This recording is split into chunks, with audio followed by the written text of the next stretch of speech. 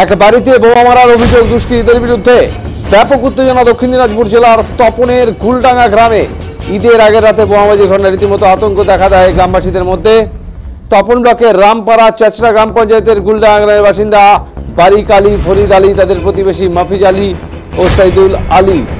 বারিকদের সঙ্গে প্রতিবেশী মফিজদের দীর্ঘদিনের লড়াই। বেশ কয়েক বছর আগে বাড়ি পুড়িয়ে দেওয়া সহ দুই পরিবারের মধ্যে খুনোখুনি পর্যন্ত হয়। কিছুদিন ধরে এলাকা শান্ত ছিল। গত কয়েকদিন আগে সাইদুল আলীর বিরুদ্ধে তপন থানায় বিদ্যুৎ চুরির অভিযোগ দায়ের হয়। এতে শহীদুলের সন্দেহ হয় ফরিদ আলী, বারিক আলীরা থানায় অভিযোগ জানাতে পারে।